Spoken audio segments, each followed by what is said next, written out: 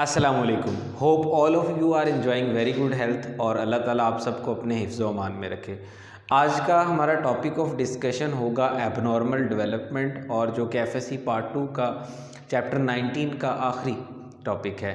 آج کے لیکچر میں ہم دیکھیں گے کہ ایب نارمل ڈیولپمنٹ کیا ہوتی ہے اور یہ کیوں باڈی کے اندر ایب نارمیلٹیز ڈیولپ ہوتی ہیں. تو چلیے سٹارٹ کرتے ہیں ٹاپک کو. ہمارا ٹاپک ہے ایب نارمل ڈیولپمنٹ. تو فرسٹ آف آل ہمارے پاس ایک برانچ ہے بیولوجی کی، دیٹ از کالڈ ٹیراتولوجی. ٹیراتولوجی کیا ہے؟ It's a branch of biology that deals with the ایب normal development and the factors which cause abnormal development. So we can say that ایک special field ہے biology کے اندر جس کا کنسرن صرف اور صرف کس کے ساتھ ہے؟ ایب نارمیلٹیز کو ڈسکس کرنے کے ساتھ ہے. تو ٹیراتولوجی از a branch which deal with the ایب normal development and the کازیٹیو agents and the factors which cause ایب نارمیلٹیز. وہ تمام فیکٹر جو ایب نارمیلٹی کاز کرتے ہیں اور وہ تمام چیزیں جن کا تعلق ایب نارمیلٹی پروڈیوس کرنے کے ساتھ ہے ان کو ڈیل کرتی ہے ٹیراتولوجی. اور یاد رکھیے وہ تمام چیزیں جن کو ٹیراتولوجی اسٹڈی کرتی ہے ان چیزوں کو کہتے ہیں ٹیراتوجنس. These are all the factors which produce ایب normalities and these are the factors which interfere the normal process of development are called teratogens. وہ تمام فیکٹرز جو نارمل پروسیس کو ڈسٹرب کرتے ہیں اور باڈی میں ابنارمیلٹیز کاز کرتے ہیں ان کو ٹریٹوجنس کہتے ہیں. اور بیولوجی کی وہ برانچ جس کا تعلق ٹریٹوجنس کو ڈسکس کرنے کے ساتھ ہے دیٹ از کالڈ ٹیراتولوجی.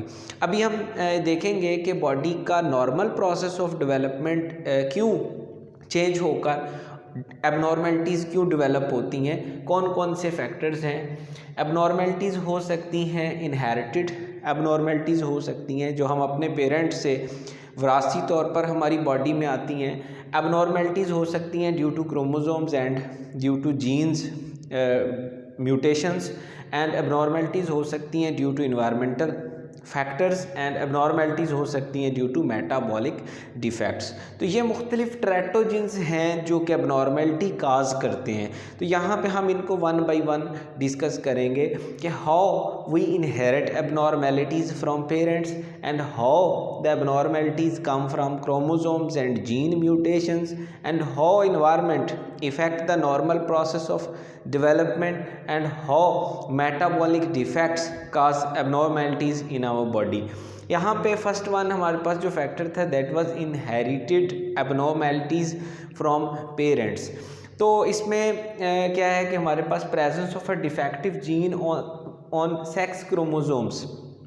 پیرنٹس میں جو سیکس کروموزومز ہیں ان کے اوپر اگر کوئی ڈیفیکٹیو جین ہوگا تو وہ آگے آف سپرنگ میں وہی ڈیفیکٹیو جینز ٹرانسمٹ ہوں گے جب گیمیٹس فیوز کرتے ہیں، ایگ اور سپرم فیوز کرتے ہیں.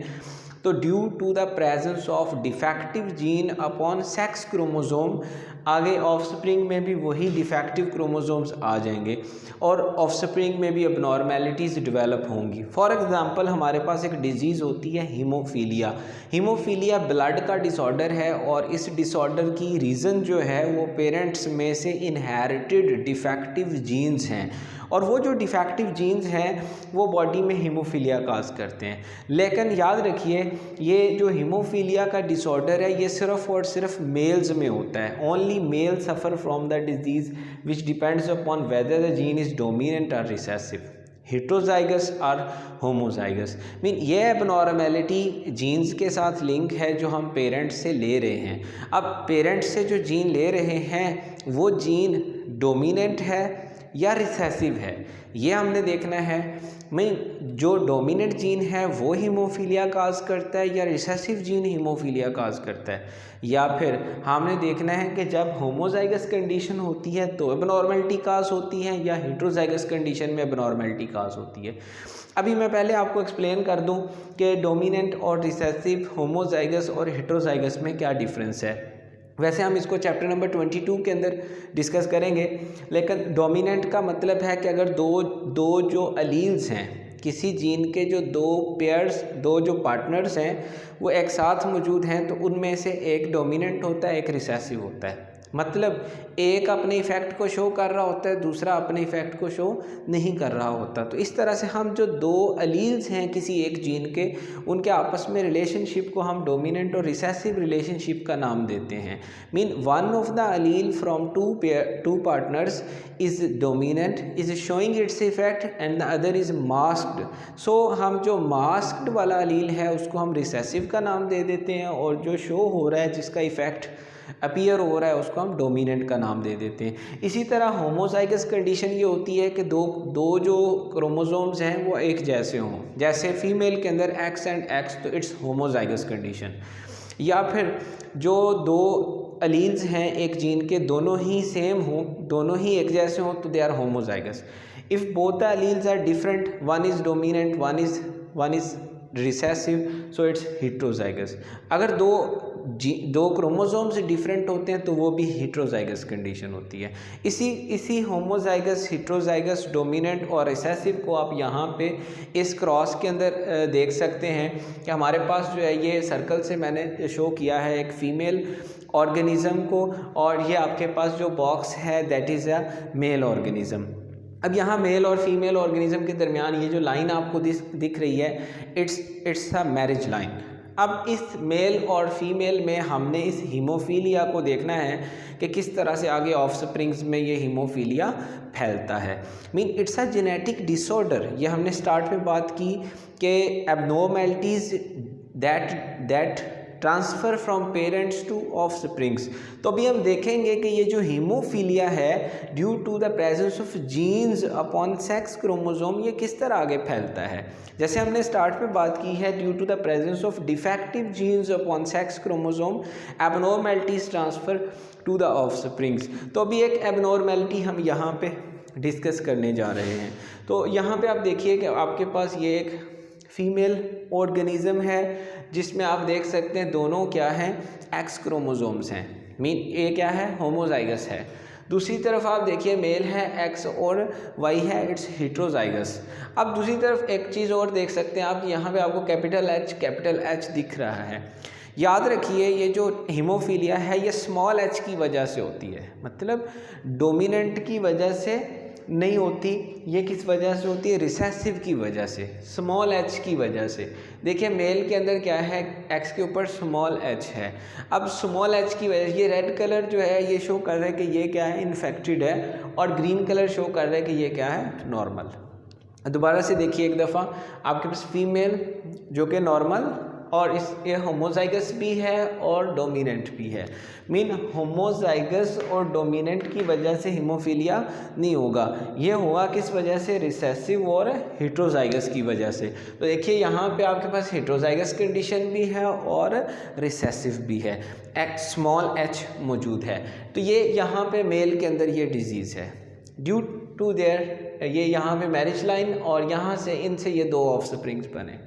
ये जो दो ऑफस्प्रिंग्स बने इनमें आप देख सकते हैं कि मेल ने एक्स एच जो था वो फीमेल को डिलीवर किया, इधर से एक एक्स एच, तो ये इसमें डॉट है। मीन फीमेल जो है वो कभी भी डिजीज़ नहीं होगी, हीमोफीलिया सिर्फ मेल्स में होती है। क्योंकि आप यहाँ पे आप देखें, यहाँ कंडीशन हो गई होमोजाइगस एक्स और एक्स। मीन होमोजाइगस में डिजीज़ नहीं होती, कहाँ होती है, हेट्रोजाइगस में। तो इसलिए हेट्रोजाइगस हमेशा क्या होता है, मेल होता है। तो मेल में ही ये शिफ्ट होगी। अब ये इसमें एक्स स्मॉल एच मौजूद है, लेकिन क्या है, साथ में कैपिटल एच वाला भी मौजूद है। तो कैपिटल एच वाला यहाँ पे क्या होगा, डोमिनेंट होगा, स्मॉल वाले के इफेक्ट को शो नहीं होने देगा। तो due to the X capital H dominance इसमें डिजीज़ नहीं होगी, बट ये क्या है, कैरियर है। इसी तरह ये क्या बनेगा, इधर से वाई आया है तो वाई के ऊपर तो कोई हीमोफीलिया का जीन नहीं था, तो इसलिए ये क्या है, ये नॉर्मल है और ये कैरियर है। अब आप देखिए इसकी ये फिर मैरिज लाइन नॉर्मल मैन है, और यहाँ से आपके पास ये 4 इंडिविजुअल्स बनते हैं। इन 4 इंडिविजुअल्स में आप देख सकते हैं कि यहाँ ये नॉर्मल था जबकि ये थी कैरियर। इस कैरियर ने एक जो एक्स स्मॉल एच वाला है अपनी डॉटर को शिफ्ट किया, और डॉटर में आप देख सकते हैं चूँकि ये होमोजाइगस है तो ये क्या है, ये कैरियर है, ये कभी भी डिजीज्ड नहीं हो सकती, बिकॉज फीमेल क्या है, होमोजाइगस है। जैसे हमने यहाँ पे कहा कि ये डिजीज़ कैसे होगी, due to the recessive allele and due to the presence of heterozygous conditions. When the conditions are homozygous and dominant, then there will be no disease. اب یہاں پہ اس میں کیا ہے, ہوموزائگس کنڈیشنز ہیں, اس لیے یہ, اور جو الیل ہے وہ ریسیسیو ایک موجود ہے, لیکن یہ کیا ہوگی, کیریئر, اور یہ کیا ہے, ڈیزیزڈ ہے, باقی دو کیا ہیں, نارمل ہے. تو اس طرح سے آپ یہ دیکھیے کہ ایک جنریشن میں یہ شفٹ نہیں ہوئی تھی, یہاں پہ کیریئر تھا لیکن ڈیزیزڈ کوئی نہیں تھا, اگلی جنریشن میں پھر یہ موو کی. تو it only transferred to mail from the defective jeans from the parents, اور اس طرح سے یہ آگے پھیلتی جاتی ہے. تو اب نارمیلٹیز باڈی میں آ سکتی ہیں فرام دا پیرنٹس, جو کہ ہم انہیرٹ کرتے ہیں. دوسری جو ہمارے پاس ٹائپ آتی ہے اب نارمل ڈیولپمنٹ کی, جو فیکٹر آتا ہے وہ ہمارے پاس ہے کروموزومل اب نارمیلٹیز, کہ کروموزومز کے اوپر ڈیفیکٹ ہونے کی وجہ سے بھی اب نارمیلٹیز آتی ہیں. جیسے when one of the sex chromosome x اور وائی یا پھر آٹوزوم از ایکسٹرا آر مسنگ. کیا ہوگا, جب گیمٹس بنیں گے تو گیمٹس بنتے وقت کروموزوم ڈیوائڈ ہوتے ہیں ڈیورنگ میوسس, تو ایک طرف کہیں کروموزوم ایک گیمٹ میں زیادہ چلا گیا, کسی میں کم چلا گیا, تو ایکس اینڈ وائی جن کو ہم سیکس کروموزومز کہتے ہیں, اور باقی والے جن کو ہم کہتے ہیں آٹوزومز, اگر کسی گیمٹ میں کم یا زیادہ آتا ہے, ایگ بنا, سپرم بنا, ایگ اور سپرم میں اگر ایکس کروموزوم یا وائی کروموزوم میں سے کوئی مسنگ ہوتا ہے یا ایکسٹرا ہوتا ہے تو اب نارمیلٹیز ہو سکتی ہیں. اور دوسری کنڈیشنز کیا, کہ باقی کے جو کروموزومز ہیں ایکس اور وائی کے علاوہ, جن کو ہم آٹوزومز کہتے ہیں, ان کے کم یا زیادہ ہونے سے بھی نارمیلٹیز ہو سکتی ہیں. جیسے یہاں پہ میں نے 3 ایگزامپلس لی ہیں. ایک آپ کے پاس ڈاؤن سنڈروم ہے. ڈاؤن سنڈروم میں کیا ہوتا ہے کہ آٹوزوم کروموزوم سیکس والا کروموزوم نکال کے 23rd والا نکال کے باقی جو 22 بچتے ہیں ان میں کیا ہوتا ہے, کوئی ایک کروموزوم ڈبلڈ ہوتا ہے, ایکسٹرا ہوتا ہے. کنڈیشن کیا بنتی, 2n+1. نارملی انڈیویجول کو کیا ہونا تھا, 2n ہونا تھا, لیکن کنڈیشن کیا ہوتی, 2n+1, ایک کروموزوم ایکسٹرا ہوتا ہے. تو اس کنڈیشن کو ہم ڈاؤن سنڈروم کا نام دیتے ہیں. اس سنڈروم میں کیا ہوتا ہے, پروٹروڈنگ ٹنگ, زبان باہر کو نکلی ہوئی ہوتی ہے. اسکوینٹ آئیز, آنکھیں جو ہیں وہ تھوڑا اوپن زیادہ نہیں ہوتی اور پھولی ہوئی ہوتی ہیں. اور اس کے علاوہ under developed nervous system properly develop نہیں ہوتا. اور یہ ڈس آرڈر ہے جو کروموزوم کے زیادہ ہونے سے ہو سکتا ہے. کروموزومل ایب نارمیلٹیز ہم پڑھ رہے ہیں, کروموزوم زیادہ ہوگا, ایکسٹرا ہوگا تو یہ ڈس آرڈر ہو سکتا ہے. اور کون سا کروموزوم, آٹوزوم, سیکس کروموزوم کی بات نہیں کر رہے. ابھی دوسرے والا ایک سنڈروم یہاں پہ کلائن فلٹر سنڈروم ہے. کلائن فلٹر سنڈروم میں کیا ہوتا ہے کہ اس میں بھی کروموزوم ایکسٹرا ہوتا ہے. اب دیکھیے نارملی ہونا تھا ایکس اینڈ وائی کے ایکس اینڈ وائی, یا پھر ایکس ڈبل وائی, کوئی بھی, یا تو ایکس کروموزوم ایکسٹرا ہے یا پھر وائی کروموزوم ایکسٹرا ہے.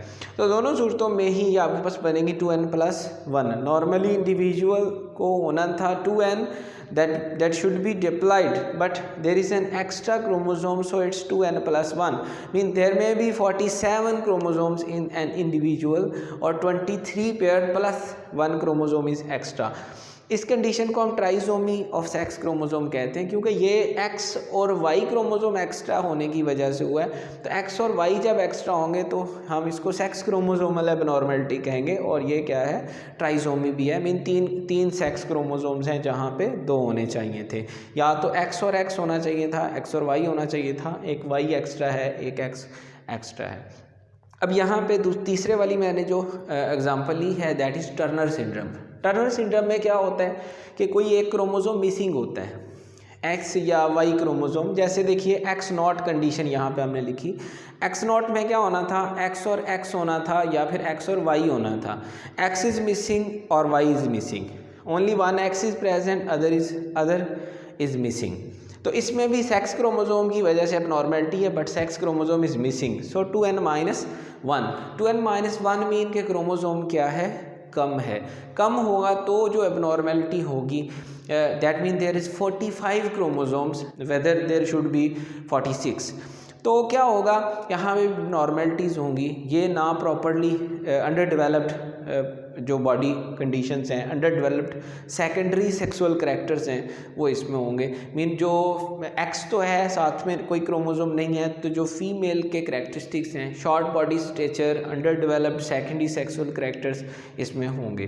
اب اس کے بعد ہمارے پاس جو تھرڈ ایک فیکٹر آتا ہے اب نارمل ڈیولپمنٹ کے پیچھے، وہ فیکٹر ہمارے پاس ہے that is environmental factors. Environmental factors میں کیا ہوتا ہے کہ during the development of اسپرمیٹوزوا that main sperm and ovum that main egg, جب اسپرم اور ایگ ڈیولپ ہو رہا ہوتا ہے مدر باڈی میں، فادر باڈی میں، تو اس وقت میل اور فیمیل باڈی میں ایگ اور اسپرم کی ڈیولپمنٹ کے دوران کچھ انوائرمنٹل فیکٹرز اثر انداز ہوتے ہیں. مطلب ریڈیشنز کیا کرتی ہیں، ایگ اور اسپرم کی ڈیولپمنٹ پہ اثر انداز ہوتی ہیں. ایگ اور ڈیولپمنٹ میں کچھ میوٹیشنز کچھ جینز کو ڈیمیج کرتی ہیں، اور جیسا کہ کہا جاتا ہے کہ جو سورج گرہن کے وقت جو وہ فیمیلز جو جن میں پریگننسی ڈیولپڈ ہو گئی ہو یا جن میں ایگ اور اسپرم بن رہا ہو، میل جو فیٹس کو کیری کر رہی ہوں، ان کو سورج گرہن کے وقت ایکسپوز نہیں ہونا چاہیے ٹو دا ریڈیشنز. تو ریڈیشنز کیا کرتی ہیں، جو ڈیولپمنٹ پروسیس چل رہا ہوتا ہے اس میں کچھ چینجز انڈیوس کرتی ہیں، and due to these changes due to these mutations in the genes cause abnormal development. اسی طرح ہمارے پاس نیکسٹ ایک فیکٹر ہے دیٹ از نیوٹریشنل ڈیفیشنسیز. اور نیوٹریشنل ڈیفیشنسیز میں ہم آئیں تو سرٹین سبسٹانسز جو کہ باڈی میں کچھ سبسٹانسز مسنگ ہوں، لیٹس وٹامنس، کچھ ایلیمنٹس اگر کم ہوں، یا پھر کوئی مدر جو ہے اگر ٹاکسنس کو ڈرگز کو جو ہے وہ انجسٹ کر لیتی ہے، تو ٹاکسنس اور ڈرگز کی انجیشن سے کیا ہوگا، فیٹس کی ڈیفرینشیشن کے اوپر ایفیکٹ پڑے گا. جو فیٹس ڈیفرینشیٹ ہو رہا تھا، آرگینوجینسز ہو رہی تھی، آرگنز بن رہے تھے، اس کے آرگنز کے اوپر جو ہے وہ ڈیفیکٹس آئیں گے. اور اگر یہی فیکٹرز جو ٹاکسنز ہیں، ڈرگز ہیں، یہ باڈی میں بہت زیادہ ہو جاتی ہیں تو اس سے فیٹس کی ڈیتھ بھی ہو سکتی ہے. تو یہ 4 فیکٹرز ابھی تک ہم ڈسکس کر چکے. One was the defects that was inherited from parents, genetic defects, chromosomal ایب نارمیلٹیز، اسی طرح کروموزومل ایب نارمیلٹی کے بعد environmental factors and then nutritional deficiencies. ایک ہمارے پاس یہاں فیکٹر آتا ہے میٹابولک ڈیفیکٹس. تو میٹابولزم میں اگر ڈیفیکٹس آتے ہیں، پراپرلی کیمیکل ریئیکشنز باڈی کے نہیں چلتے، تو ڈیورنگ دا آرگینوجینسس جب آرگنز بن رہے ہوتے ہیں، ون آرگن اور the part is missing. Body کا کوئی آرگن مس ہو سکتا ہے، کوئی پارٹ مس ہو سکتا ہے، اور یہ کس وجہ سے ہوتا ہے، یہ deficiency in the metabolic rate کی وجہ سے ہوتا ہے. میٹابولک ریٹ نارمل نہ ہونے کی وجہ سے باڈی میں ڈیفیکٹس آتے ہیں، جس میں یہاں پہ ہمارے پاس مائکروسیفیلی ہے. مائکروسیفیلی آپ نے دیکھا ہوگا، اسمال سائز اسکل کا سائز چھوٹا رہ جاتا ہے، باقی جو باڈی ہے وہ پوری ڈیولپ کرتی ہے، just skill is with small sized. اسی طرح اپر لپ فولڈیڈ، اوپر والا لپ جو ہے وہ مڑا ہوا ہو سکتا ہے، اٹس این ایبنارملٹی. فنگرز جو ہیں وہ 6 ہو سکتی ہیں، لیس دین 5 ہو سکتی ہیں. جو فیٹ کی فنگرز ہیں یہ زیادہ ہو سکتی ہیں یا کم ہو سکتی ہیں. تو ڈیورنگ دا آرگینوجینسس جو ایبنارمل ڈیولپمنٹ آتی ہے ڈیو ٹو دا میٹابولزم، اس سے کوئی آرگن یا کوئی بھی باڈی کا پارٹ مسنگ ہو سکتا ہے اینڈ ایکسٹرا بھی ہو سکتا ہے. تو ہم نے آج 5 فیکٹرز ڈسکس کیے جو کہ اب نارمل ڈیولپمنٹ کی وجہ بنتے ہیں. ان میں سے ہم نے ایک فیکٹر یہ ڈسکس کیا کہ ہم کچھ اب نارمیلٹیز پیرنٹ سے انہیرٹ کرتے ہیں through jeans, through defective part of D N اے. کچھ اب نارمیلٹیز کروموزومس کے زیادہ یا کم ہونے کی وجہ سے ڈیورنگ دا گیمٹ فارمیشن ہوتی ہیں. کچھ اب نارمیلٹیز ہوتی ہیں due to environmental factors such as radiations. کچھ اب نارمیلٹیز ہوتی ہیں due to nutritional deficiencies, nutritional causes, یا پھر سم ٹاکسک اور poisons chemicals انجسٹڈ by the mother body, and some of the abnormalities developed by metabolism, and all these were the factors which cause abnormal development. تو آج کے لیے اتنا ہی. مجھے دیجیے اجازت. اپنا ڈھیر سارا خیال رکھیے گا، دعا میں یاد رکھیے گا. اللہ حافظ.